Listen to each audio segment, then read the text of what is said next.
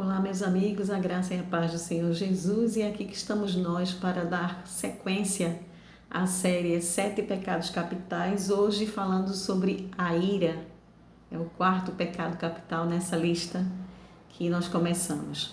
Então, trago uma definição aqui, o que é que o dicionário nos diz, né? O que é ira?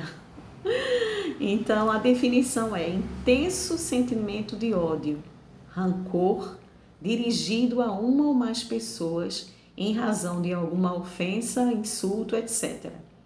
Rancor generalizado em função de alguma situação injuriante, fúria, cólera, indignação.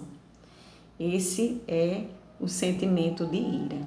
E eu escolhi alguns textos e vou começar então a passear aqui nos textos, né, que eu escolhi para a gente meditar, né, sob a direção do Espírito Santo, e começo com Provérbios 16:32, que diz assim: melhor é o homem paciente do que o guerreiro, mais vale controlar o seu espírito do que conquistar uma cidade.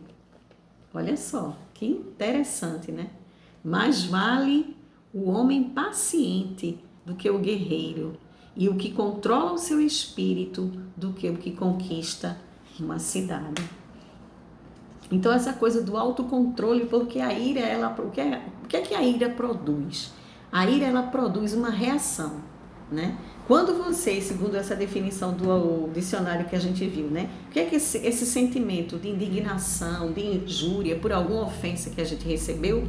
Então, em resposta a essa ofensa, em resposta a essa agressão, em resposta a essa injúria, esse sentimento de ira, ele vem como um sentimento de vingança também que brota, né? Você se sente injustiçado, você foi agredido e você se sente absolutamente no direito de reagir àquilo e de reagir de forma a praticar a justiça por sua conta, né? E é muito preocupante isso. Vamos para um segundo texto que é bem interessante, que eu quero compartilhar agora com vocês, que é uma reação de Pedro aqui na Bíblia, quando ele teve esse sentimento de ira, né, aflorado por uma situação que a gente pode dizer, se a gente for analisar assim, não, Pedro estava certo, né? A indignação de Pedro era justa? Era, mas ele agiu de forma impetuosa, né? Ele não pensou, digamos que ele teve uma reação abrupta, ele teve uma reação imediata, e ele não ponderou o que era que ele estava fazendo.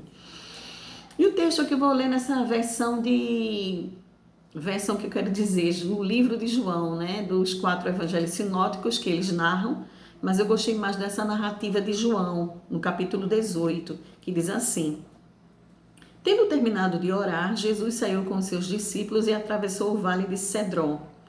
Do outro lado havia um olival, onde ele entrou com eles. Ora, Judas, o traidor, conhecia aquele lugar, porque Jesus muitas vezes se reunira ali com seus discípulos. Então Judas foi para o olival, levando consigo um destacamento de soldados e alguns guardas enviados pelos chefes dos sacerdotes e fariseus, levando tochas, lanternas e armas. Jesus, sabendo tudo o que ia acontecer, saiu e lhes perguntou: a quem vocês estão procurando? A Jesus de Nazaré, respondeu eles. Sou eu, disse Jesus. E Judas, o traidor, estando com eles, quando Jesus disse sou eu, eles recuaram e caíram por terra. Novamente lhes perguntou: a quem procuram? E lhes responderam: a Jesus de Nazaré. Respondeu Jesus: já lhes disse que sou eu. Se vocês estão me procurando, deixem ir embora estes homens, se referindo aos discípulos, né? Isso aconteceu para que se cumprisse a palavra que dissera: não perdi nenhum dos que me deste. Simão Pedro, que trazia uma espada, tirou-a e feriu o servo do sumo sacerdote, decepando-lhe a orelha direita. O nome daquele servo era Malco. Jesus, porém, ordenou a Pedro: guarda a espada. Acaso não haveria de beber o cálice que o Pai me deu?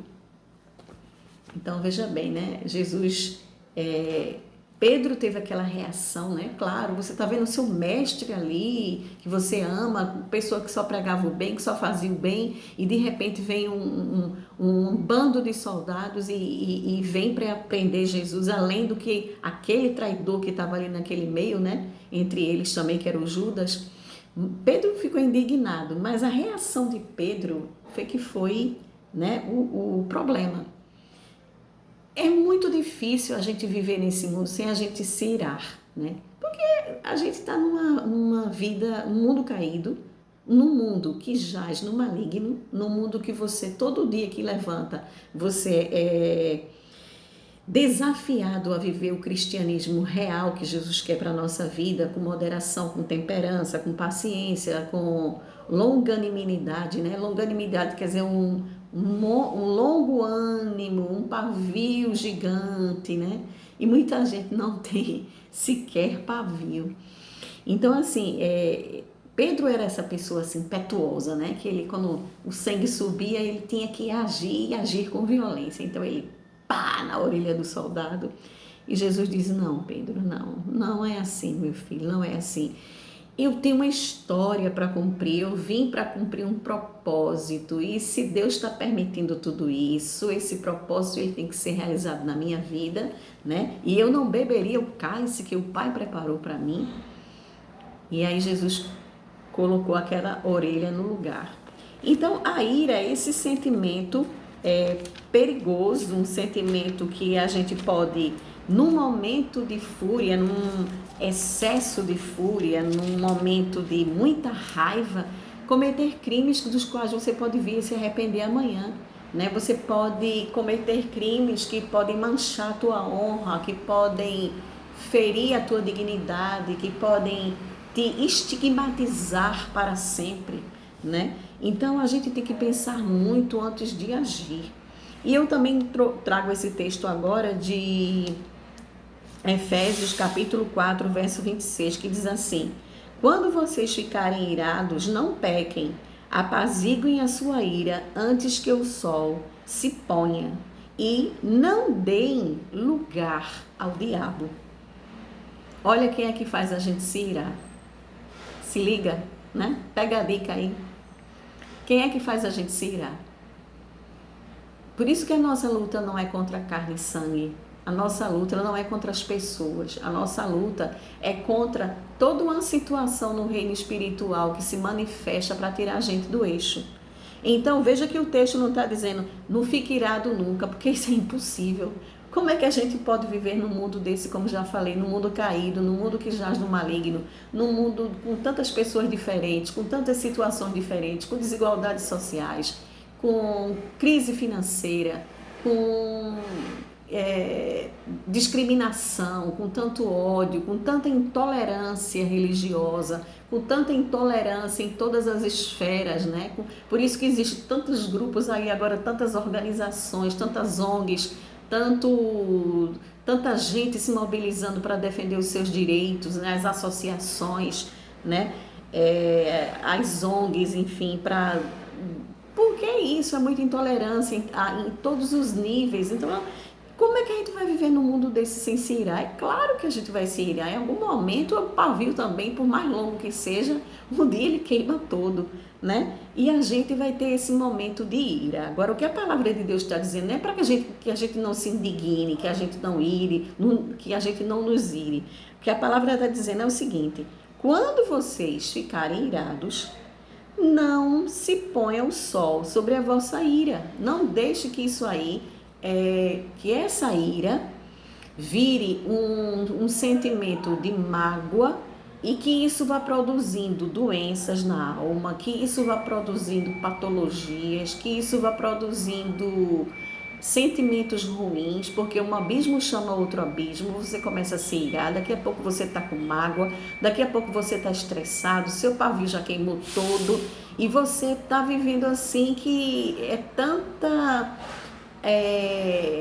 ira, é tanto sentimento negativo que qualquer faíscazinha vai explodir uma guerra, qualquer faíscazinha você vai jogar palavras para ferir outras pessoas e até ter atitudes mesmo violentas no impulso de de se vingar, né? Como uma reação. Como uma reação. Então ele diz isso, não apaziguem, se acalme, apaziguem a sua ira antes que o sol se ponha. Eu estou lendo na tradução NVI, vou ler novamente. Quando vocês ficarem irados, não pequem. Apaziguem a sua ira antes que o sol se ponha e não deem lugar ao diabo. Porque, minha gente, o diabo só tenta a gente nas nossas fraquezas, né? Você só é tentado naquilo que é a sua fraqueza. Por exemplo, vê uma comida que eu gosto muito de feijoada. Adoro. Então, se alguém vier me oferecer feijoada, eu vou querer, porque eu amo feijoada, né? É um dos meus pratos preferidos, adoro feijoada. Então, meus olhos brilham quando falo em feijoada, porque eu gosto de feijoada, sabe? Então, se eu for para qualquer lugar e tiver feijoada, eu vou sempre ter tentado a comer feijoada, mas digamos, que não é o caso, mas digamos que eu estivesse com todas as minhas taxas alteradas e que eu não pudesse comer feijoada de jeito nenhum e eu tivesse que evitar feijoada. Então, eu vou ser sempre tentada naquilo que é o que me atrai, que é a feijoada, para eu comer. Eu vou numa casa de uma pessoa, o que é que vão servir? Feijoada. Aí eu vou numa festa, o que é que vai ter? Feijoada. E a feijoada vai estar sempre vindo para mim como uma forma de tentação, porque eu gosto de feijoada. Agora, digamos que eu não gostasse, que eu gosto de tudo, viu? Sou boa de boca. Digamos que eu não gostasse de dobradinha, é um exemplo que eu também gosto, amo. Mas digamos que eu não gostasse. Então eu chegasse numa casa, numa festa e tivesse a dobradinha, aquilo não seria tentação para mim, porque eu não gosto. Entende como é que é? Então a gente vai ser sempre tentado nas nossas fraquezas. Então se você é uma pessoa que tem pavio curto, a sua limitação, você não gosta de ser afrontado, você tem, sabe, você acha que merece respeito de todo jeito e que ninguém tem que te afrontar nunca, você vai ser sempre tentado a se irar. Porque o diabo sabe que o seu pavio é curto. E no seu pavio essa tentação vai vir para lhe desestabilizar. Seja em qualquer esfera. Digamos que fosse um pecado sexual. Viria da mesma forma, um desejo sexual. Sempre vai vir nas nossas fraquezas para nos desestabilizar, para nos tirar do eixo. Então é o que o texto está dizendo. Quando vocês ficarem irados, não pequem, apaziguem a vossa ira antes do sol se pôr. Não vá dormir com isso, porque se você não esquecer dessa afronta, se você não esquecer dessa agressão que fizeram com você, se você não procurar perdoar essa situação, você não vai dormir bem, você não vai ter paz. E tem pessoas que carregam ira anos a fio, de acontecimentos que aconteceram há 10 anos, há 15, há 20, que aconteceram há um mês, há um ano, e vai levando isso dentro do coração. Minha gente, o nosso coração não é cesto de lixo. Se você não entender nada do que eu falei até agora, eu queria que vocês entendessem ao menos isso hoje, nessa reflexão sobre a ira. Pense assim, o meu coração não é cesto de lixo para eu carregar sujeira, para eu carregar entulho, para eu carregar lixo, sabe? E ira, e mágoa, esses ressentimentos que nos ferem, eles são lixos que a gente vai acumulando dentro da gente. Isso depois fica um mau cheiro terrível, isso não causa nem, sabe? A palavra de Deus nos diz que nós devemos ser o bom perfume de Cristo, nós devemos exalar o bom perfume de Cristo. E o bom perfume de Cristo é paz, é amor, é os frutos do Espírito Santo, é longanimidade, é benignidade, é bondade, é fé, é temperança, que é o domínio próprio, né? E a gente é de Cristo e a Bíblia, a palavra do Senhor diz, os que são de Cristo já crucificaram a carne, já crucificaram as obras da carne, que é o contrário do que o Espírito produz. As obras da carne é inveja, é isso que a gente está falando aqui nessa série 7 Pecados Capitais. É inveja, é soberba, é mágoa, é carnalidade, é prostituição, é crime, é tudo isso, tudo que não é do Espírito é da carne. E nós crucificamos a nossa carne com Cristo. Então, esse texto diz, eu acho muito bacana esse texto de Efésios, e eu vou procurar um outro texto aqui para fechar, que diz uma coisa bem interessante também. é que a ira do homem não produz a justiça de Deus. Tiago 1:20. Porque a ira do homem não produz a justiça de Deus. Muitas vezes a gente quer que o Senhor, a gente tem uma causa, sofre uma afronta, tem uma pendência, seja ela qual for, e a gente quer que Deus faça justiça. A gente até ora, né? Senhor, faz justiça na minha causa, faz justiça na minha causa, mas a gente está pedindo a Deus que Ele faça justiça, mas o nosso coração está cheio de ódio, cheio de mágoa, cheio de ira contra aquelas pessoas que nos ofenderam. E Deus não pode agir dessa forma, porque a palavra de Deus foi bem clara aqui no texto que eu li de Tiago, né? Bem clara, a ira do homem não produz a justiça de Deus. Se você está pedindo a Deus uma determinada resolução, mas com o coração com ódio pesado, com mágoa, com ressentimento, odiando pessoas que muitas vezes fizeram parte da sua vida, da sua história, você vai bloquear, digamos assim, a justiça de Deus, porque Deus não opera onde há ódio, né? E outro texto diz: minha é a vingança, diz o Senhor. Quem somos nós para nos vingarmos de alguém, né? Não vamos nos vingar de ninguém. Entrega tudo ao Senhor. A ira do homem não produz a justiça de Deus, Tiago 1:20.